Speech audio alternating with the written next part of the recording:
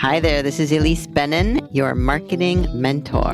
And this is the podcast for you if and only if you are ready to leave the feast or famine syndrome behind, and I mean for good.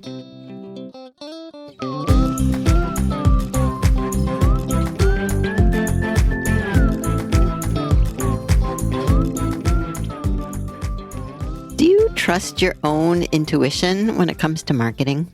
Lately, I've been teaching my coaching clients and the members of my Simplest Marketing program how to use their marketing intuition. It's that spidey sense that tells you when to follow up or what to say or how assertive to be.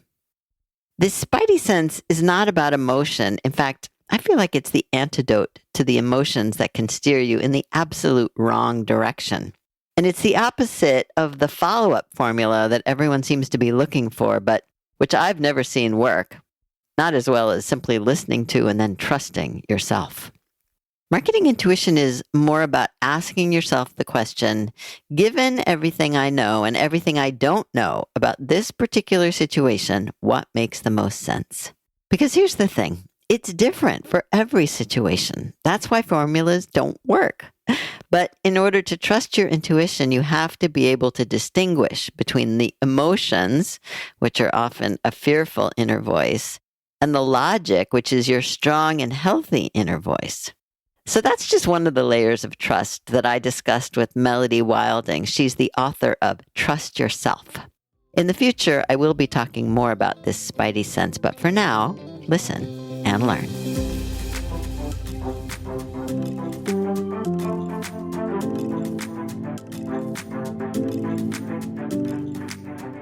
Hello, Melody. Welcome back to the podcast. Thanks for having me back. Excited for this. Yes, please introduce yourself again. Yes, I am Melody Wilding. I'm the author of 2 books. Trust Yourself, Stop Overthinking and Channel Your Emotions for Success is my first book. And now my second book, Managing Up, comes out in just a few days at the time of this recording.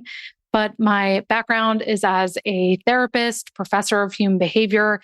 And so I try to bring that psychology element to managing your relationship with yourself, mastering your own psychology, but also being able to influence others. Mm-hmm. And I love the title of this book, Trust Yourself. In fact, one of my clients last week was asking me for book recommendations, and I brought 3 to the Zoom and I held them all up. And yours was one of them. And when I showed yours, he's like, oh yeah, I got to get that one. Oh my goodness. Well, thank you. That means a lot. It's pretty funny. But trust, like what the heck is it, please? Yeah. And especially self-trust, right? Mm-hmm. I think for many of us, trusting others actually comes easier many times, but trusting ourselves is harder, ironically.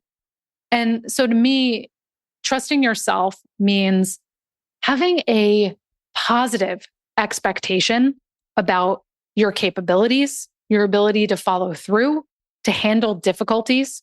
And I phrase it that way very specifically because trusting yourself is not unshakable confidence. Your confidence will be shaken. And trusting yourself is expecting that to happen, but knowing that you have the character, the grit, the resilience, the resourcefulness to be able to handle whatever comes. I can't remember exactly where, but a definition I came across recently, because it seems like there are a lot of books out there about trust at the moment, or at least they were just in my feed a lot in the last couple of weeks. But someone said something like, trust is the quality of your relationship to uncertainty. How does that strike you? I think the quality of your relationship to uncertainty. I think that's a great definition because trust fundamentally, this is a philosophical conversation, but trust fundamentally suggests the future, right? Trust suggests that we're projecting into some future and the future is uncertain. And so, it's about being able to rely on your judgment or to accept uncertainty and to move forward, even when you don't have all of the answers, you don't have a guarantee of success.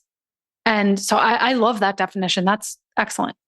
Thank you. Yeah, I love it too. And I really think it's relevant right now more than ever because there is so much uncertainty.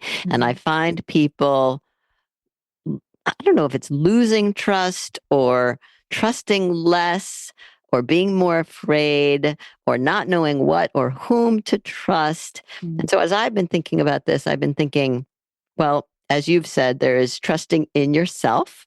That's one thing. And then there is something that sometimes people call woo woo, but I think trusting in the universe is something else. And then there's trusting others, which is something totally else. But I also think it's connected. But one of the things that I have found myself doing more and more and appreciating more and more as I've learned, and it's taken me a long time to trust, is trusting that things will fall into place, that I don't have to try to control everything. And in fact, when I do, it doesn't work out very well. Talk to respond to any of that.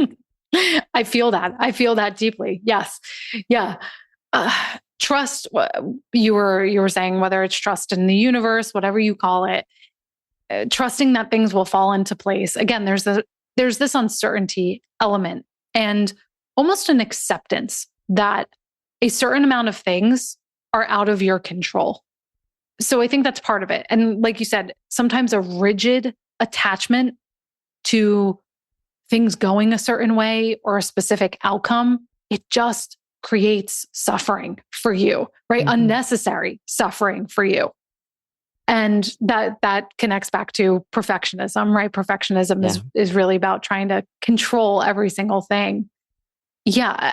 Something I also find myself talking to a lot of my clients about is we are going to go through tough times, right? That's just par for the course. That is the human experience.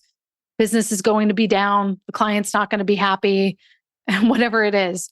But trusting yourself also means, how do you find meaning in that struggle? Instead of just trying to eliminate it, how do you find there is a lesson here? There is character building here. There is value in this for me. And that's very important because then what you're going through feels more purposeful. It's sort of like, I'm not a parent, but people in my life who are parents will tell me it's really, really, really difficult. And it's the most important thing you'll ever do. And I think it's similar to that being a parent is very tough and it's not all sunshine and rainbows. But if you can find meaning in that's where the satisfaction, that's where the value comes from. And in your book, you talk about sensitive strivers, and the subtitle, I wonder if these things are connected. If they're not, you can tell me, but the subtitle is Stop Overthinking and Channel Your Emotions for Success at Work. And I was curious that you put so much emphasis on overthinking. So talk to me about that. Yes. Being a sensitive striver means you are someone who is both highly sensitive and high achieving.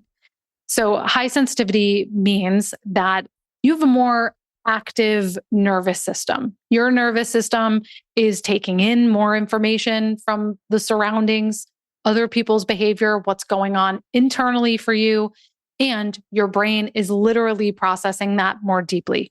There have been MRI studies done on people that have quote unquote more sensitive brains, and certain brain regions light up more, which suggests there's deeper processing happening. And then the striver piece, you may not, want to be a millionaire one day and have a yacht, but the striver piece means you're always wanting to grow, get better than you were yesterday, put a lot of pressure on yourself to set a lot of goals and reach those. And when those two things come together, it can be a really powerful combination. But if you're not aware of this or you don't have the right tools to manage it, those strengths can then become things that hold you back. And overthinking is a great example of that because sensitive people are very thoughtful. They're very perceptive. They notice subtleties and nuances. They contemplate very deeply. They are making connections that other people may miss, but that can really quickly go into overthinking, where you're overanalyzing. You're getting stuck in analysis paralysis. You are so self-aware that you become self-conscious. And so it's really about, in the book, I call it, we have to find balance, right? We don't want to eliminate that, but we want to find that sweet spot where we can use that strength to benefit ourselves and the people around us without the downsides. You know, you're also making me think about so many of the people that I work with, but one of the through lines is as they learn to build their businesses and market their businesses and identify who they really want to help and serve, there is this discomfort. There is an awkwardness that is just a part of the process. And it seems like the overthinking is somehow connected to this discomfort and maybe meant to assuage it in some way. Do you see that? Oh, yes. Yes. Worrying is a form of trying to control, right? And our brains are meaning making machines. And so our mind is always trying to turn over. Why did something happen? What does this mean? How can I anticipate it next time? Which, evolutionarily speaking, was very helpful to do that. And high sensitivity, why it evolved as a trait, why we still have this, is because it was helpful back in prehistoric days to have people that were more cautious, that thought before they acted and didn't just run into a potentially dangerous situation. Those people tended to survive and keep the other people around them safe. But what ends up happening is that we perceive things as threats that may not be. And it's almost like our nervous system is reacting to something that's we think is a risk, but actually isn't, whether it's someone's feedback or it's a decision about which project management tool to use, but we get caught in analysis paralysis. Yeah, it's a way of trying to make sense of the past, but also control the future. Yeah, this came up in a conversation with one of my clients last week who is in the first year officially of her new business and had wanted to get all of her ducks in a row before she actually started and tried and did a pretty good job. But now that she's, in the middle of it, I was asking, from this vantage point, do you think you could have gotten your ducks in a row? Like, was that even an option? And she said, no. Yeah. I just find that really interesting. And I think it's tied to the perfectionism also that you refer to in the book. Sure. And, you were saying earlier, I think that why does it seem like this is a bigger topic now, right? Everyone seems to be talking about trust. And I know even now I'm getting pitched other books on trusting yourself that people are writing. And I think it's a bigger topic now because there's more noise out there than ever before. There's more people telling you this is how you should do it. This is the right way to build your business, to market things, to get clients. And then we get in our minds that there is a right way to do it. Right. And we need to figure out what that is. We need to get our ducks in a row before we take action. But the deconditioning we have to do is that confidence is not a prerequisite for taking action. Confidence is the byproduct of taking action. It's how you develop, right? You need courage first. You need the belief and sometimes the foolish belief to leap before the net appears. And that's how you build a sense of competence. Okay, I know I can do this. I will survive. I learned something or I was successful. You build competence. And then from competence comes confidence. I believe I can do it again. I believe I can handle this even when there's uncertainty ahead of me. Yeah. And I've just been trying to, I don't know if this works or makes any sense at all, but the message I'm trying to send to people who are struggling with this is just get used to the discomfort because it's not going away. And I don't know if that's easier said than done, but that seems to be what's necessary. Yes, yes. And in psychology, we call this distress tolerance. Hmm. And distress tolerance is exactly what you said. Can you keep increasing that capacity you have to sit with hard feelings without trying to get rid of them through Right. some form of mild or major self sabotage, whether it's procrastination, it's perfectionism, it's worry, people pleasing, whatever your brand of that is, sitting with the discomfort instead of acting on it in that way is huge because then you can take on bigger and bigger risks and opportunities and not get swayed by them. And I also find that just taking some kind of action, it does assuage the discomfort because you're actually doing something rather than just stewing in the discomfort. Yeah, you have a sense of agency, Hmm. right? You have a sense of agency that I'm affecting this situation rather than feeling like it's happening to me and I'm reacting to it. Right. All right. Two more questions. You have a whole chapter on trusting your gut. Mhm. And, that's a cliche or a phrase that people use a lot. And when I think about trusting your gut, I'm thinking about my intuition. And I've been actually developing some ideas about marketing intuition that I haven't shared much lately, except within my SMP Plus program.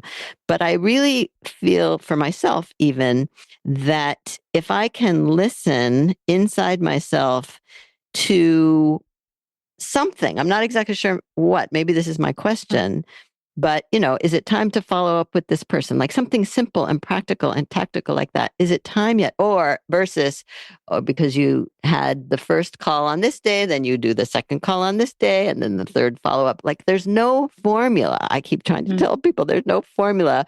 Instead, we have to listen to our gut and our intuition about, I think today is the right day. That's how I do it. Like, you know what?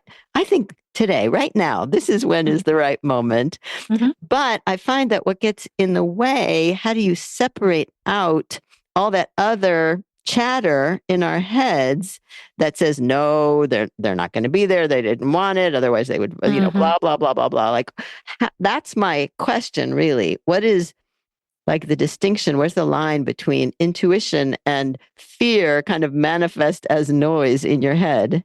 Yes, yes. And intuition is the term that's used in the research. And what we know is that almost think of intuition like it's a split second decision making. So, intuition is almost like your brain going through the mental filing cabinet of all your experiences and knowledge. And you get that gut sense. It happens so quickly, you're not even consciously aware that you're processing all of that information. It's like the solution, the answer just seems to come to you, but you don't know why or how. And so intuition is usually honed through experience, right? Or observation or preferences that you have. That's why you get that nudge of, oh, I should follow up with the client today because maybe you were picking up on things from them, or even you're listening to yourself and you're sensing your own energy levels that day. That's intuition. But to your point, it can be really hard to differentiate what's the voice of intuition versus what's fear. And so in the book, I have, I think, what's one of my favorite charts around this, comparing the two. And Yeah. let's start with fear. Fear tends to have a more critical, negative voice. And that was apparent even in what you said, where, well, maybe I'll be annoying them. I don't know if it's too soon, right? It has this, it's the inner critic, it's the voice of the inner critic.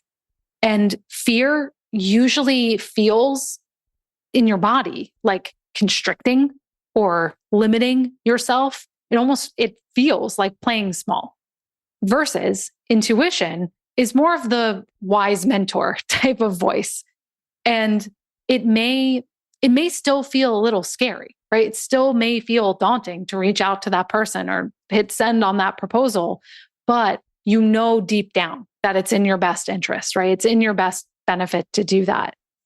And the feeling of intuition is usually a bit more calm, right? It's a bit more grounded and it feels a bit more expansive and relaxed, not so much like you're collapsing or constricting. And so I have found that really helpful, that it's a mental as well as a physical sensation to try to map which zone am I more in versus the other. Okay, now I'm having an association to something I said to someone the other day, which I'm wondering what you think about this too, because, another one of these, problems or issues is people want praise, they want compliments, they want feedback, positive feedback from the client to know that they've done a good job. And I really think when I've done a good job, I know it. I don't need anyone to tell me. When I've done a bad job, I know it. I don't need anyone to tell me.